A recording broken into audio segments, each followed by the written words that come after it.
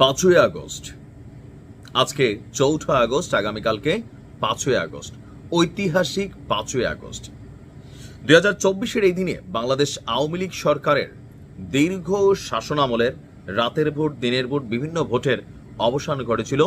বাংলাদেশের মানুষের মধ্যে একটা বড় অংশ জেগে উঠেছিল। আওয়ামী লীগের লক্ষ লক্ষ কোটি কোটি নেতাকর্মী থাকার পরেও মানবিকভাবে, মানসিকভাবে দুর্বল হয়ে গেছিল। এক শেখ হাসিনার পলায়নে বাংলাদেশে যে আওয়ামী লীগ আছে, মাঝে মাঝে আমাদের দেখতে হয় হেলমেট পরে রাতের আধারে 15 জন একটা মিছিল দিচ্ছে, বৃষ্টির দিনে রাস্তার মধ্যে খালি রাস্তায় হঠাৎ করে একটা মিছিল, অথবা কাক ডাকা ভরে 15-20 জন দৌড়ের উপর মিছিল দিচ্ছে। আমরা বুঝতে পারি এই দেশে আওয়ামী লীগ আছে। কেন আসলে এই পরিণতি হলো? এটার জন্য দীর্ঘ ইতিহাস, অনেক কিছুই ঘটছে, অনেক কিছুই করছে। আর যে কোনো সাম্রাজ্যের পতন হয়, তো পতন থেকে যে শিক্ষণীয় বিষয়গুলো, সেগুলোকে আমরা নিচ্ছি, এই দেশের মানুষ নিচ্ছি না। 1971-এ জামাতের শত বিতর্কিত ভূমিকার পরেও আজ পর্যন্ত জামাতের প্রত্যেকটা কর্মী তারা মনে করে 71 সালে বাংলাদেশ বিরোধিতা জামাতের রাইট ছিল। আওয়ামী লীগ সরকার যাই করছে, যত জুলুম অত্যাচার করছে, আওয়ামী লীগের 98% কর্মীরা মনে করে শেখ হাসিনা সঠিক ছিল, তিনি যা করছেন এটা সঠিক। এই টেন্ডেন্সির কারণে বাংলাদেশ সামনের দিকে যাইতে পারে না। কথা বলছি আগামী কালকে কি ঘিরে বাংলাদেশে এই মুহূর্তে সরকারের মধ্যে উত্তেজনা আছে, টেনশন আছে। হাজার হাজার গোয়েন্দা বিভাগ, আমাদের পুলিশের যত ডিপার্টমেন্ট আছে, এনএসআই, ডিজিএফআই, যতগুলো ডিপার্টমেন্ট আছে, প্রত্যেকেই আগামীকালকের জন্য সচেতন। কারণ 5ই আগস্ট ঘিরে বড় ধরনের একটা পরিকল্পনা রয়েছে আওয়ামী লীগের, এমনটা দাবি করেছে বিভিন্ন সংস্থা, গোয়েন্দা মন্ত্রণালয় আর বিভিন্ন যে সেক্টরগুলো আছে। আর এই দিনটাকে ঘিরে অলরেডি বাংলাদেশের বিভিন্ন জায়গায় সরকারের বিভিন্ন অভিযান চলছে। আমি যদি বলি, এদিনে আওয়ামী লীগ বড় কোনো ঘটনা ঘটাবে আর সেই নাশকতাকে ঠেকাতে সারা দেশে বিশেষ অভিযান শুরু করেছে পুলিশ।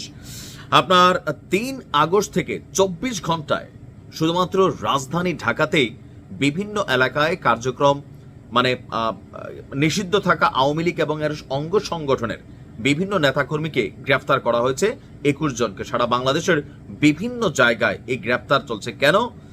গেল 2 থেকে 3 দিন আগে আমরা একটা নিউজ দেখছিলাম যে বাংলাদেশ আওয়ামী লীগের একটা বড় ধরনের কমান্ডো বাহিনী তৈরি করা হচ্ছে, আর এটাকে লিড করছেন খোদ ভারতে থাকা শেখ হাসিনা, সাবেক স্বরাষ্ট্রমন্ত্রী, এবং আমাদের সেনাবাহিনীর একজন মেজরের নামও কিন্তু কানেক্টেড হচ্ছে, যিনি গ্রেপ্তার হচ্ছে, এবং তার স্ত্রী এসপিও কিন্তু এই মুহূর্তে জিজ্ঞাসাবাদে আছেন। তো এই পরিস্থিতিতে ডক্টর মোহাম্মদ ইউনূসের সরকারের মধ্যে একটা ভয় তো আছে, আওয়ামী লীগ ফিরে আসবে, আওয়ামী লীগ উঠতে পারে।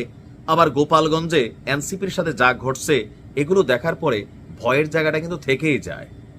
আর সবসময় আওয়ামী লীগ একটা দুঃস্বপ্ন হিসাবে এনসিপি বা ডক্টর মোহাম্মদ ইউনূস সহ যারা আছেন তাদের স্বপ্নে কিন্তু বিরাজমান। আবার শেখ হাসিনার যেই ডাইনি মার্কা ছবি টবি পাবলিক আঁকে, এটি দেখলে এমনি তো ঘুমের মধ্যে অনেকের ভয় লাগে। আর যারা শেখ হাসিনার এই ক্ষমতা থেকে সরাইছে বা বিভিন্ন প্ল্যানিংয়ে কানেক্টেড ছিল, স্বাভাবিকভাবে তারা হয়তোবা আরো একটু বেশি ভয় পায়।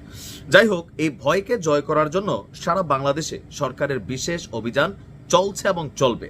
আগামী 5ই আগস্ট আপনারা জানেন যে জুলাই সনদ ঘোষণা করা হবে, আর এই জুলাই সনদে অনেক কিছু কানেক্ট থাকবে। আর এই জুলাই সনদ ঘোষণাকে বা উপস্থাপনকে কেন্দ্র করে সর্বোচ্চ নিরাপত্তার চাদরে সারা বাংলাদেশকে ঢাকা হচ্ছে।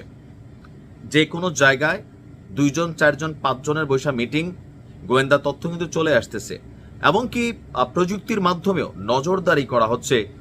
বিভিন্ন জায়গায় হোয়াটসঅ্যাপ গ্রুপ, টেলিগ্রাম গ্রুপ, যত রকমের গ্রুপ আছে, ফেসবুক গ্রুপ, সবগুলো কিন্তু নজরদারিতে আছে। কেন? যেন আওয়ামী লীগ কোনোভাবে বড় ধরনের ঘটনা ঘটাইতে না পারে। আমাদের পুলিশের পক্ষ থেকে বলা হচ্ছে, একটি মহল বিশৃঙ্খলা সৃষ্টির চেষ্টা করছে, সেটি মোকাবেলায় ঢাকার বিভিন্ন এলাকায় অভিযান চালাচ্ছে সরকার। আর এছাড়া আরো বিভিন্ন জায়গাতে, যে সারা বাংলাদেশ থেকে ঢাকাতে বিভিন্ন নেতাকর্মীরা ঢুকতে পারে, আওয়ামী লীগের ঢাকাতে একটা বড় ধরনের ঘটনা ঘটাবে, সে আশঙ্কা থেকে কিন্তু এই অভিযান চলমান আছে। এখন আসলে কি আওয়ামী লীগ 5ই আগস্ট কিছু ঘটাবে? আমার ধারণা এই সক্ষমতার এই মুহূর্তে আওয়ামী লীগের নাই। দেখেন, নেতাকর্মী অনেক আছে, সব তলে তলে। তো তলে তলে থেকে বের হওয়ার জন্য সরকার যে হার্ড লাইনে আছে, এটা সাহস করবে না। ঠিক যেই সিস্টেমে আওয়ামী লীগ সবাইকে দামাই রাখছিল, কাছাকাছি সিস্টেম কিন্তু চলতেছে। মনে হয় না খুব বড় কিছু ঘটবে বা আওয়ামী লীগ এই মুহূর্তে এই ধরনের বোকামি করবে। ভালো থাকুন, আসসালামু আলাইকুম।